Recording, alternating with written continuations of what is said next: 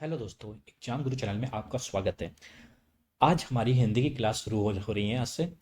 तो आज जो हमारा पहला टॉपिक है वो है संज्ञा। तो जो ये टॉपिक है ये बहुत ही इंपॉर्टेंट टॉपिक है हर एग्जाम के लिए, सीटेट के लिए तो ज़रूरी है। और जितने भी एग्जाम आते हैं, जितने भी एग्जाम होते हैं जिसमें भी हिंदी आती है, वो कोई भी ऐसा एग्जाम नहीं होगा जिसमें संज्ञा से क्वेश्चन ना आए। तो आपको ये टॉपिक बहुत ही आराम से पढ़ना है, बहुत ही समझ के पढ़ना है। और अगर जितनी भी आपने पहले कभी भी संज्ञा पढ़ी होगी नहीं समझ में आई है, तो ये टॉपिक पढ़ लीजिए। मैं गारंटी देता हूँ आपको संज्ञा एकदम चुटकी में समझ में आ जाएगी। बहुत बच्चों की शिकायत होती है कि उन्हें संज्ञा चैप्टर में बहुत ही कन्फ्यूजन होता है। तो आज हमारी आप टॉपिक देखिए, आपको सारी समस्याएं दूर हो जाएंगी। तो चलिए शुरू करते हैं टॉपिक को। देखिए, संज्ञा पढ़ने से पहले हम लोग एक चीज़ देख लेते हैं, विकारी और अविकारी शब्द क्या होते हैं। देखिए, विकारी शब्द, ये लिखा है विकारी शब्द और ये लिखा है अविकारी शब्द। देखिए, विकारी शब्द जो होते हैं वो परिवर्तनशील होते हैं, मतलब जिनका लिंग, जेंडर, वचन बदल सकते हैं उनको बोलते हैं विकारी शब्द। और अविकारी क्या होते हैं, जिनका लिंग और जेंडर नहीं बदल सकते हैं उनको बोलते हैं अविकारी शब्द। अब ये देखिए, विकारी शब्द जो होते हैं वो कौन से होते हैं, वो होते हैं चार होते हैं ये। और अविकारी ये होते हैं दो। तो देखिए, विकारी शब्द क्या है, संज्ञा, सर्वनाम, विशेषण और क्रिया। अविकारी क्या है, अवयव और निपात। ठीक है, याद रहेगा आपको। जो विकारी शब्द हैं वो परिवर्तनशील होते हैं और अविकारी शब्द परिवर्तनशील नहीं होते हैं। तो बस आपको इतना याद रखना है। अगर पूछा जाए, कई बार एग्जाम में पूछ लेता है कि जो सर्वनाम है वो कौन सा शब्द है, तो बताएंगे विकारी शब्द है। ठीक है, तो चलिए बढ़ते हैं हम लोग अपने मेन टॉपिक पर, जो है संज्ञा। अब देखिए, आपने संज्ञा की बहुत सी परिभाषाएं देखी होंगी और तरह तरह की हर वीडियो में अलग अलग परिभाषाएं बताई जाती हैं, लेकिन मैं आपको एक सिंपल सी परिभाषा बताता हूँ। किसी चीज़ को पहचान देने के लिए जो नाम दे दिया जाए वो संज्ञा है। आप कोई भी चीज़ उठा लीजिए, आप कॉपी उठा लीजिए, आप कॉपी उठा लीजिए, पुस्तक उठा लीजिए, जो चीज़ उसको बोली जा रही है पुस्तक, वो क्या हो गया, वो हो गया संज्ञा। कुर्सी देखिए, आप सामने कुर्सी रखी है आपके, वो क्या हो गया, संज्ञा। कुर्सी नाम क्या है, संज्ञा। कोई भी नाम आप बोल रहे हैं वो सब संज्ञा है। अब देखिए, संज्ञा की आपको परिभाषा समझ में आती होगी और आगे आप हम लोग भेद देखेंगे, उससे भी आप क्लियर हो जाएगा सारा। तो एक पॉइंट और बहुत इंपॉर्टेंट पॉइंट है, इससे क्वेश्चन बन चुके हैं कई बार। देखा, देखिए ये पॉइंट दिया है, हिंदी के शब्दों का जो लिंग निर्धारण होता है वो किसके द्वारा होता है, वह संज्ञा के द्वारा होता है। लिंग निर्धारण का मतलब क्या होता है, कैसे हम लोग पता करेंगे कि पुल्लिंग है या स्त्रीलिंग, वो निर्धारण किससे होता है, वो होता है संज्ञा से। किससे होता है, संज्ञा से। अब देखिए, यहाँ पे बहुत तो इंपॉर्टेंट चीज़ें ध्यान दीजिएगा। देखिए, जब भी संज्ञा के भेद पूछे जाएं आपसे, संज्ञा कितने प्रकार की होती है, तो जैसे यूजुअली लोग बोल देते हैं संज्ञा के 5 भेद होते हैं। लेकिन अगर आपसे एग्जाम में पूछा जाए, आपने अगर 5 भेद लगा दिया, तो वहाँ आपका काट के जीरो दे दिया जाएगा। आपको कितना दे दिया जाएगा, 0 नंबर मिलेगा आपको। क्योंकि वहाँ पर ये नहीं मानते हैं एग्जाम में। एग्जाम में क्या मानते मानते हैं, जो दिया है कामता प्रसाद गुरु जी के अनुसार माना जाता है। उनकी बुक है, उसमें जितने भेद दिए हैं वही माने जाते हैं। तो कितने भेद दिए हैं, वो दिए हैं 3 भेद। देखिए लिखा है, लेकिन अगर एग्जाम में पूछा जाए तो आंसर में 3 भेद लगाएंगे। ठीक है, 3 भेद क्यों लगाएंगे, क्योंकि जो हम लोग हिंदी जो एग्जाम में मानी जाती है, जो हिंदी का असली स्वरूप माना जाता है, वो माना जाता है कामता प्रसाद गुरु जी वाला स्वरूप। तो आप याद रखिएगा, संज्ञा के भेद बोलेंगे 3। पढ़ेंगे आप 5, लेकिन एग्जाम में आएगा तो वहां पर 3 टिक करेंगे। कितने भेद होते हैं, 3। पहले हम लोग संज्ञा के जो 5 भेद हैं वो देख लेते हैं। तो 5 भेद क्या है, व्यक्तिवाचक संज्ञा, जातिवाचक संज्ञा, समूहवाचक संज्ञा, चौथा है भाववाचक संज्ञा और पांचवा है द्रव्यवाचक संज्ञा। अब देखिए, जो कामता प्रसाद गुरु जी ने जो 3 भेद दिए थे, अब देखते हैं वो कौन से थे। तो देखिए, यहाँ पर लिखा है कामता प्रसाद गुरु जी ने जो भेद दिए थे वो कौन से हैं, वो हैं व्यक्तिवाचक, जातिवाचक और भाववाचक। बस ये 3 भेद हैं कामता प्रसाद गुरु जी के अनुसार। व्यक्ति, जाति और भाव, ये 3 भेद हैं। अब चलिए, जो पांचों भेद हैं, ये 3 तो पढ़ने हैं, बाकी के 2 भेद भी हम लोग को पढ़ने हैं। तो पहला भेद है व्यक्तिवाचक संज्ञा। तो देखिए, आप बचपन से पढ़ते आ रहे होंगे व्यक्तिवाचक संज्ञा क्या है। किसी भी पर्टिकुलर चीज़ की एक पहचान जो होती है, जो अलग पहचान रखता है, एक यूनिक आइडेंटिटी रखता है, उसको बोलते हैं व्यक्तिवाचक संज्ञा। जैसे किसी व्यक्ति का नाम हो गया, जैसे किसी का नाम राहुल है, किसी का नाम विवेक है, तो ये सब हो गए व्यक्तिवाचक संज्ञा में। कोई वस्तु है, जैसे आपके पास एक पुस्तक दे दी गई, और उस पुस्तक का नाम है कोई भी पब्लिकेशन बोल दिया गया कि यूथ पब्लिकेशन की पुस्तक है, तो पुस्तक तो आ जाएगा आपका जातिवाचक में, लेकिन जो यूथ पब्लिकेशन की जो पुस्तक होगी उसको बोलेंगे, यूथ पब्लिकेशन को बोलेंगे व्यक्तिवाचक संज्ञा। जैसे यहाँ पर लिखा है स्थान। अब देखिए स्थान अगर बोल दिया जाए तो स्थान किसी स्थान का नाम, जैसे कानपुर है, लखनऊ है, दिल्ली है, तो ये सब क्या हो गए, किसी स्थान का नाम, व्यक्तिवाचक संज्ञा। और दिन हो जाए, जैसे सोमवार, मंगलवार, बुधवार, ये हो गए व्यक्तिवाचक संज्ञा। त्योहार हो गया दिवाली, होली, ये सब, रक्षाबंधन, ईद, बकरीद, तो ये सब हो गए व्यक्तिवाचक संज्ञा। मतलब जो भी नाम है किसी चीज़ के वो व्यक्तिवाचक संज्ञा है। लिखा है नाम जो अपनी एक अलग पहचान रखता है उसको बोलते हैं व्यक्तिवाचक संज्ञा। उदाहरण देखने क्या लिखा है, राहुल, कानपुर, जनवरी, हिमालय, होली, गंगा। मतलब देखिए हिमालय में पर्वत के नाम आ गए, ठीक है, नदियों के नाम आ गए, तालाब झीलों के नाम आ गए, तालाब के नाम आ गए, जो सब जिसके नाम है वो सब आ जाएगा व्यक्तिवाचक संज्ञा में। अब देखिए जातिवाचक संज्ञा क्या होती है। जातिवाचक संज्ञा वो होती है जो पूरी जाति का आपको बोध करा दे। किसका बोध कराए, पूरी जाति का बोध कराए। देखिए क्या लिखा है, जिस शब्द में किसी प्राणी या वस्तु की समस्त जाति का बोध होता है उन शब्दों को जातिवाचक संज्ञा कहते हैं। क्या कहते हैं, जातिवाचक संज्ञा कहते हैं। याद रहेगा, जिससे समस्त जाति का बोध होता है उसको बोलते हैं जातिवाचक संज्ञा। देखिए जो व्यवसाय का नाम है वो भी जातिवाचक संज्ञा होता है। अब उदाहरण में क्या है, भाई। देखिए पूरी दुनिया में बहुत सारे भाई हैं, सबके अपने अपने भाई हैं, तो आ जाएगा जातिवाचक संज्ञा में। बहन जातिवाचक संज्ञा है, वकील जातिवाचक संज्ञा है। देखिए बोला था ना व्यवसाय के नाम हो सकते हैं, तो वकील व्यवसाय का नाम है। कार जातिवाचक संज्ञा है। लेकिन अगर बोल दिया जाए कि वैगनार कार क्या है, तो वैगनार हो गई व्यक्तिवाचक संज्ञा में और कार हो गई जातिवाचक संज्ञा में। हाथी जातिवाचक संज्ञा में। अगर हाथी का नाम कुछ रख दिया जाए, जैसे हाथी का नाम गोलू रख दिया जाए, किसी हाथी का नाम, तो गोलू जो नाम हो गया वो व्यक्तिवाचक संज्ञा में हो गया, और हाथी हो गया वो जातिवाचक संज्ञा में आ जाएगा। घोड़ा हो गया, पहाड़ हो गया, तालाब हो गया, लड़का हो गया। देखिए पहाड़ में हम लोगों ने पढ़ा था हिमालय, हिमालय व्यक्तिवाचक में था। लेकिन जब पूरे पहाड़ की बात हो रही है, पहाड़ की बात हो रही है, तो पहाड़ तो बहुत सारे हो सकते हैं, तो पहाड़ हो जाएगा जातिवाचक संज्ञा में। ऐसे ही तालाब हो जाएगा, लड़के लड़का हो जाएगा, लड़के भी बहुत सारे हो सकते हैं। तो पढ़ते हैं आप तीसरे भेद पर। तीसरा भेद है समूहवाचक संज्ञा। अब देखिए ये बहुत ईजी है, बस ऐसा ऐसा वर्ड ढूंढना है जो पूरे समूह का बोध करा दे, समूह की पहचान करा दे। ऐसे नाम जो समूह की पहचान कराएं।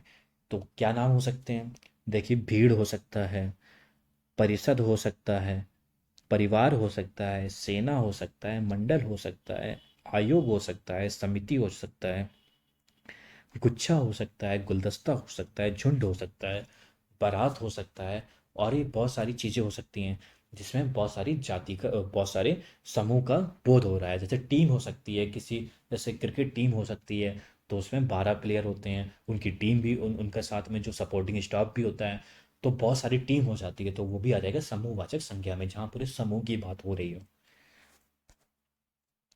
अब बढ़ते हैं चौथे पॉइंट पे जो है द्रव्यवाचक संज्ञा। देखिए यहाँ पर बस ऐसी चीज़ें होती हैं जैसे खाने पीने की चीज़ें हो गई, मतलब ऐसी चीज़ें बोल सकते हैं जिसको मापा या तौला जा सके, मतलब जिसका मेजरमेंट किया जा सके। बस ऐसी चीज़ें हो सकती हैं यहाँ पे। जो देखिए क्या लिखा है, जो संज्ञा शब्द किसी द्रव्य पदार्थ या धातु का बोध कराते हैं, अर्थात जो शब्द किसी पदार्थ, धातु और द्रव्य को दर्शाते हैं, वहां पर द्रव्यवाचक संज्ञा होती है। इन शब्दों को मापा तौला जा सकता है। देखिए उदाहरण क्या लिखिए, सोना लिखा है, चांदी लिखा है, दूध लिखा है, दही लिखा है, तेल लिखा है, घी लिखा है। सोना को भी माप सकते हैं, चांदी को भी माप सकते हैं, दूध को भी माप सकते हैं, दही को भी माप सकते हैं, तेल को भी माप सकते हैं, घी को भी माप सकते हैं, और भी बहुत सारे होंगे। तो ये सब आ जाता है द्रव्यवाचक संज्ञा में। अगर आपसे पूछ लिया जाए लकड़ी क्या है, तो वो भी द्रव्यवाचक संज्ञा है। आपसे पूछ लिया जाए आटा क्या है, तो वो भी द्रव्यवाचक संज्ञा है। खाने पीने की चीज़ें भी द्रव्यवाचक संज्ञा में आएंगी। अब बढ़ते हैं पॉइंट नंबर 5 पे, जो पांचवा भेद है वो है भाववाचक संज्ञा। अब इसमें क्या होता है भाववाचक संज्ञा में, ये भी बहुत आसान सा है। जिस शब्द से किसी वस्तु, पदार्थ या प्राणी की दशा, दोष, भाव आदि का पता चलता हो वहां पर भाववाचक संज्ञा होती है। तो उसका क्या पता चलेगा, दोष पता चलेगा, भाव पता चलेगा, दशा पता चलेगी। ठीक है, दशा, दोष, भाव, ये सब पता चलता है। तो जैसे आपसे बोल दिया जाए कि इस मिठाई में बहुत मिठास है। तो मिठास क्या हो गया, मिठास वर्ड क्या है, ये हो गया भाववाचक संज्ञा। यहाँ बहुत गर्मी है, गर्मी क्या हो गया, भाववाचक संज्ञा हो गया। अब देखिए उदाहरण क्या लिखे हैं, शीतलता। ठीक है, शीतलता मतलब ठंडक का एहसास हो रहा है। तो इसकी क्या है, ये इसकी दशा बता दी गई है यहाँ पे। तो यहाँ की दशा जो है वो ठंडी है, मतलब शीतल है। झाग है, झाग भी इसका क्वालिटी बताई गई है। पशुत्व हो गया, गर्मी हो गया, मिठास हो गया, हरियाली हो गया, सुख हो गया। तो ये सब आते हैं भाववाचक संज्ञा में। तो आपको समझ में आ गया होगा। पांचों हम लोगों ने भेद पढ़ लिए हैं। पहला क्या था, व्यक्तिवाचक, जिसमें किसी का पर्टिकुलर नाम बोल दिया जाए।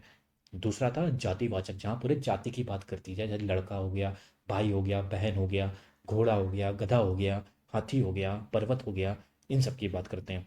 फिर तीसरा क्या था अपना, तीसरा था समूहवाचक, जिसमें समूह की बात करते हैं। भीड़ हो गया, बारात हो गया, सेना हो गया, आर्मी हो गया, है ना, इन सब चीज़ों की। फिर हम लोगों ने चौथा पढ़ा था द्रव्यवाचक, जिसमें ऐसी चीज़ आती हैं जो मापी जा सके, तौली जा सके। तो उसमें सोना, चांदी, लोहा, ये सब आ गया, आटा, है ना, ये लकड़ी, ये सब आ जाता है। और पांचवा भाववाचक पड़ा है, इसमें दशा, दोष और भाव आते हैं, जैसे शीतलता, पशुत्व, गर्मी, मिठास, हरियाली, सुख, ये सब आ जाएंगे। अब बढ़ते हैं आगे। देखिए एक नोट पॉइंट बना के लिख लीजिएगा, जो भाववाचक संज्ञा होती है ये बहुत चीज़ों से परिवर्तित होकर बन जाती है। सभी से नहीं, बहुत चीज़ों से परिवर्तित होकर बनती है। देखिए भाववाचक संज्ञा चार प्रकार से बनाई जा सकती है। कैसे बनाई जा सकती है, एक बनाई जा सकती है जातिवाचक संज्ञा से। ठीक है, एक बनती है सर्वनाम से, फिर बनती है विशेषण से, फिर बनती है क्रिया से। इन चार से बनाई जाती है। ये चार तो नहीं पूछेगा, बस ये पूछ सकता है कि भाववाचक संज्ञा कितने प्रकार से बनाई जा सकती है, तो बताएंगे चार प्रकार से बनाई जा सकती है। अब आपने पूरा संज्ञा पढ़ लिया, संज्ञा पढ़ लिया, संज्ञा के भेद पढ़ लिए, और एक नोट पॉइंट में पढ़ लिया कि भाववाचक संज्ञा कैसे बन सकती है, किससे किससे बन सकती है। अब हम लोग कुछ क्वेश्चन देख लेते हैं। 8-10 क्वेश्चन है। अगर आपने ये क्वेश्चन कर लिया तो समझ जाइएगा, आपका पूरा टॉपिक बिल्कुल क्लियर है। आपको कहीं से भी एक पॉइंट की दिक्कत नहीं आएगी इस टॉपिक में। तो देखते हैं कितने क्वेश्चन सही होते हैं आप लोगों के। तो पहला क्वेश्चन है, बाजार से किस संज्ञा का बोध होता है। तो बाजार क्या है, बताइए। बाजार में देखिए जो संज्ञा का बोध होता है, देखिए बाजार एक ग्रुप होता है, दुकानों का ग्रुप होता है, वहाँ लोग होते हैं बहुत सारे। तो ये जाता है समूहवाचक संज्ञा में। किस में जाएगा, समूहवाचक संज्ञा में। तो इसका ऑप्शन हो जाएगा ऑप्शन नंबर बी, समूहवाचक संज्ञा। पढ़ते क्वेश्चन नंबर 2 पर। जातिवाचक एवं व्यक्तिवाचक संज्ञाओं का कौन सा युग्म गलत है। देखिए यहाँ पर जो लिखे हैं ये जातिवाचक है, यहाँ पर लिखे हैं वो व्यक्तिवाचक है। अब देखना है कौन गलत है। तो देखिए जातिवाचक में कुत्ता होता है, जातिवाचक बिल्कुल होता है। पिल्ला होता है, पिल्ला तो नहीं होता है, पिल्ला भी जातिवाचक है, व्यक्तिवाचक तो नहीं होगा पिल्ला। सी ऑप्शन ऊपर नीचे हो गया, सी ऑप्शन। पर्वत जातिवाचक है, हिमालय व्यक्तिवाचक है, हाँ ये तो सही है। और जातिवाचक नगर है, जयपुर व्यक्तिवाचक है, ये भी सही है। स्त्री जातिवाचक है और श्वेता व्यक्तिवाचक है, तो ये भी सही है। तो इसमें पूछा है कौन सा युग्म गलत है, तो ऑप्शन नंबर ए हो जाएगा इसका। कुत्ता और पिल्ला ये दोनों जातिवाचक। क्वेश्चन नंबर 3, संज्ञा नहीं है, इनमें से कौन सी संज्ञा नहीं है।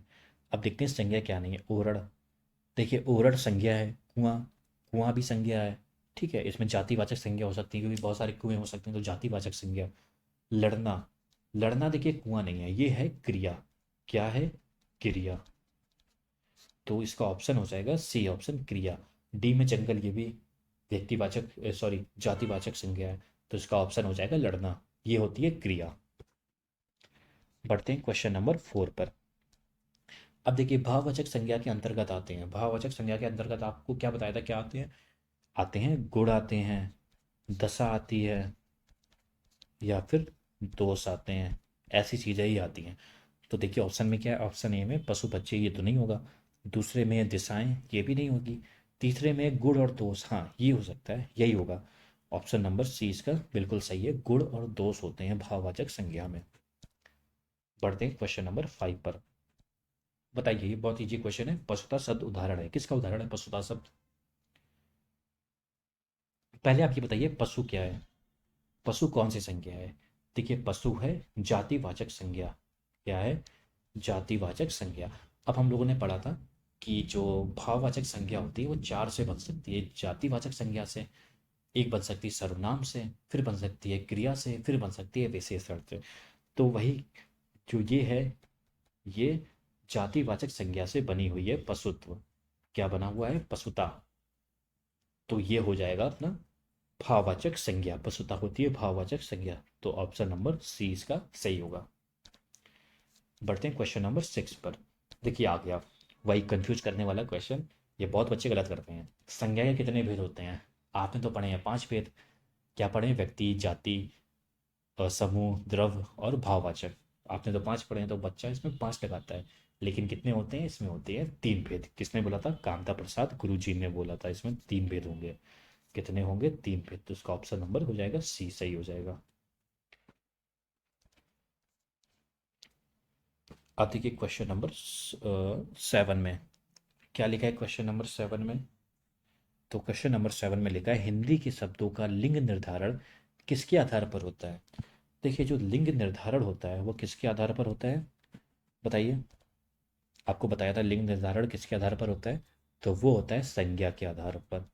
किसके आधार पर होता है? संज्ञा के आधार पर। ऑप्शन नंबर इसका बी सही है। अब पढ़ते हैं क्वेश्चन नंबर, सारे क्वेश्चन खत्म हो गए, 7 ही क्वेश्चन थे। तो देखिए हम लोगों ने क्या क्या पढ़ लिया है। हम लोगों ने संज्ञा के बारे में पढ़ लिया, उसके भेद पढ़ लिए, उसके क्वेश्चन सॉल्व कर लिए। तो उम्मीद है आपको पूरा टॉपिक एकदम दिमाग में आपके फीड हो चुका होगा। और आप अब कोई भी क्वेश्चन आएगा आप बिल्कुल गलत नहीं करेंगे, बस एक बार रिवाइज कर लीजिएगा। और अगर आपको ये नोट चाहिए है, ये पीडीएफ के नोट चाहिए, तो हमारे टेलीग्राम चैनल पर आप लोग ज्वाइन हो सकते हैं। वहाँ से ये डाउनलोड करके आराम से आप रिवाइज कर सकते हैं। डिस्क्रिप्शन में टेलीग्राम चैनल का लिंक दिया गया है, वहाँ से ज्वाइन करिएगा। और अगर वीडियो पसंद आया हो तो लाइक ज़रूर करिएगा, और एक अपना सब्सक्राइब भी करिएगा, जिससे बहुत हेल्प मिलेगी हम लोगों को। धन्यवाद।